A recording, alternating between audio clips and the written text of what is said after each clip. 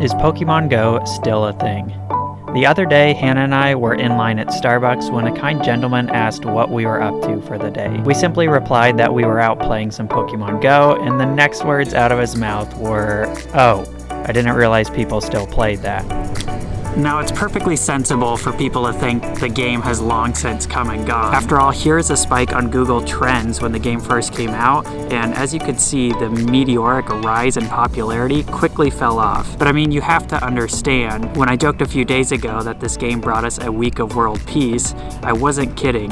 Literally everyone seemed to be playing it everywhere you went when it first came out. However, maintaining that much hype over the course of a few years just isn't feasible. So where does that put the game today? Well, surprisingly, it's in one of the best states it's ever been in, far, far from dead. In fact, if you look at the Google Trends chart over the last 12 months, Pokemon Go has actually doubled in popularity since April this year when it was at 25 points to a now solid 50 points and still rising. This is very apparent in the real world too. We don't by any means live in a large city, yet there were hundreds of people out playing on August 3rd, the most recent in-game community day. In fact, at one point we had more than 5 full lobbies at a raid near some random intersection, which, if you do the math, 20 people per lobby, means there were over 100 people standing around that intersection playing Pokemon Go together. It's a blast.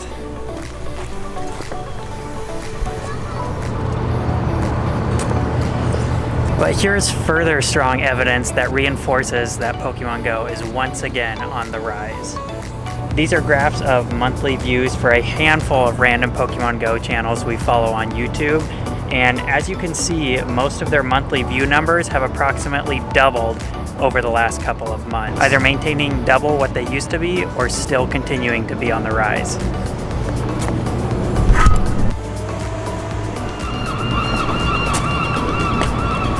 So what has led to this resurgence of the game? Well, I think there's two things, and one I've already said before, and that is that Niantic, the developers of Pokemon Go, have kind of hit their stride, really capitalizing on the full potential of their game with really cool in-game events.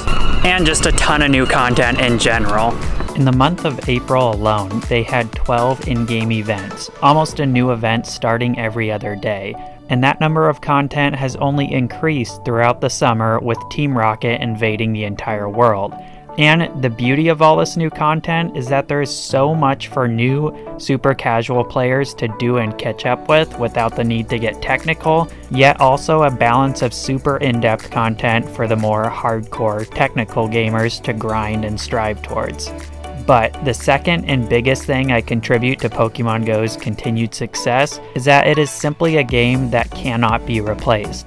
While most of your modern FPS, RTS, or RPG games will soon be replaced by the next big title in its genre, Pokemon Go stands out on its own, an augmented reality, digital yet physical adventure game that leads you to explore new places, meet new people, wake up, and grind every day on.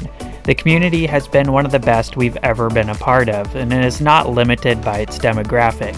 You've got all ages of players from all walks of life. We've personally had the pleasure of becoming acquaintances with a lady known by all local PoGo players as Granny J. She's out driving and walking around town every day with her stacked max level accounts, helping people like us accomplish 5-star raids. It's awesome. So whether you've never played before or just haven't opened up your account in a long time, I highly recommend you check out some local communities on Discord, update your app, and jump back into the fun while summer is still here.